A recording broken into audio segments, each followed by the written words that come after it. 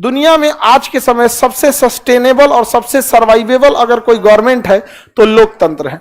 लोकतंत्र को सर्वाइव बहुत इजी हो सकता है, 5 साल में आपके पास पूरा ऑप्शन है, आप इसे चेंज कर सकते हो। लेकिन नया लोकतंत्र बनना बड़ा मुश्किल होता है कि नई लोकतांत्रिक व्यवस्थाएं बड़ी तेजी से टूटती है। 2011 में बना सूडान लोकतंत्र को संभाल नहीं पाया, क्यों? लेकिन हमारे यहाँ लोकतंत्र संभल गया था, क्योंकि इसका एक बहुत बड़ा रीजन था, जवाहरलाल नेहरू एक लंबे समय तक शासन पे रह गए। लोकतंत्र के शुरुआती दौर में यदि बहुत जल्दी जल्दी सरकार बदलेगी ना तो देश बड़ी दिक्कत में आ जाएगा। जिन्ना जाते मर गया, वहां जिन्ना जाते पाकिस्तान में मर गया, जिन्ना के बाद वहां कोई था ही नहीं। क्या हाल हो गया आज पाकिस्तान का?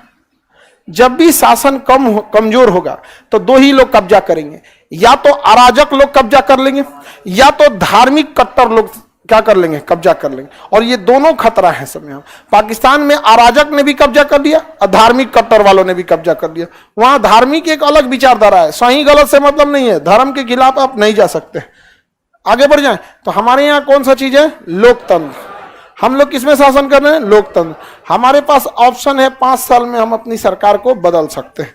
यही रीजन है कि सरकार भी बहुत सारे योजनाएं लाती हैं जनता के लिए, जिसमें जनता को डायरेक्ट भी फायदा होता है, इनडायरेक्ट भी फायदा होता है।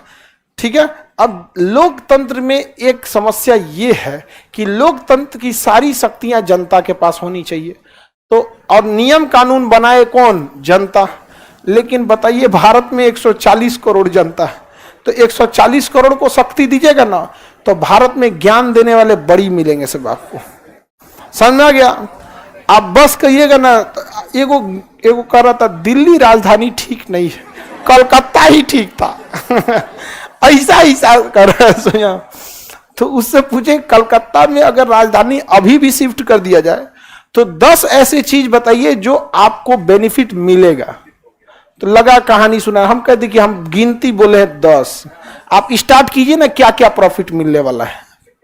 नहीं, बहुत प्रॉफिट है वहां। पहले से हम कहानी मत सुनाइए, हम 10 गिनती गिना रहे हैं, आपके लिए हम डिस्काउंट दिए 5 को गिनवाइए।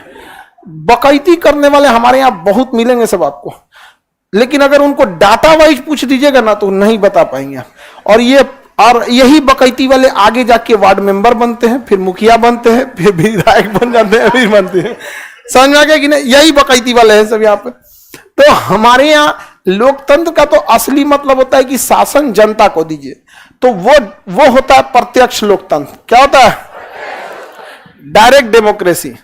डायरेक्ट डेमोक्रेसी यही सही लोकतंत्र का तरीका है। ये स्विट्जरलैंड में है। कहाँ है? स्विट्जरलैंड। वहां सक्सेस भी है। रीजन क्या है? वहां की जनसंख्या कम है और वहां के सब लोग पढ़े लिखे हैं। स्विट्जरलैंड की जनसंख्या कम है और सब के सब क्या हैं? पढ़े लिखे हैं। हमारे यहाँ जनसंख्या इतनी ज्यादा है और बिना मतलब वाले बहुत ज्यादा हैं। कल आप देखे थे फ्रांस से आए थे लोग, वो नीचे बैठ गए थे। समझ गया? और हमारे यहाँ नीचे बैठने को अजीब टाइप कर लेंगे लोग। यहाँ पर इंटरनेट अपने मन से बैठ गया।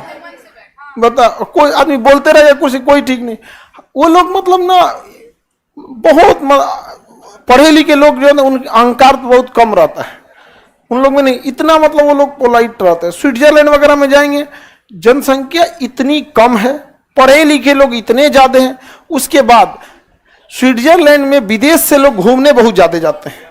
जहां पर्यटन ज्यादा होता है ना, वहां के लोग तमीज से बात करने लगते हैं, क्योंकि पर्यटक सब जितना तमीज से बात करेंगे उतना आपके होटल, आपके रेस्टोरेंट में आएगा। हमारे यहाँ सॉरी तो बहुत कम लोग पटना में बोलते हैं। मोटरसाइकिल लड़ा दिया तो लेके जाओ, देखेंगे तो कौन चीज देख रहा है रे उतर जाएगा, कौन चीज देख रहा है तुम यहाँ। एक से एक होता है सब यहाँ पे। ये क्या है? एजुकेशन लेवल यहाँ पे वो दिखाता है कि हम बाहरी लोग अगर यहाँ आएंगे वो क्या बिहेव करेंगे यहाँ पर। लेकिन अगर वहीं अगर जहाँ पे दिल्ली में आप देखिएगा तो इतने लोग बाहर से आए रहते हैं लोग, वहाँ कोई बात नहीं, सॉरी भाई सॉरी, कोई दिक्कत नहीं, यहाँ पे पोलाइटली ज्यादा रहता है। तो स्विट्जरलैंड में ये पॉसिबल है डायरेक्ट लोकतंत्र। वहाँ नियम कौन बनाता है? जनता। और डायरेक्ट कानून बनाने में भाग कौन लेती है? जनता। हमारे यहाँ पॉसिबल है? 140 करोड़ लोग से कहिए जीएसटी कैसा होना चाहिए, तो कोनो कहेगा कि कौन सी वो लोग नया तेल के कंपनी है का भाई 140 करोड़ में 120 करोड़ लोग जीएसटी से मतलब उनको ज्यादा हो गया भाई। जीएसटी यहाँ पे कोई मतलब नहीं रहता है। यहाँ पे क्या है जीएसटी? कौन सी कानून बनाएंगे लोग जीएसटी पे? समझा कि नहीं? क्या हमारे यहाँ बहुत ज्यादा इस सब में नहीं तो हमारे यहाँ ये पॉसिबल नहीं है।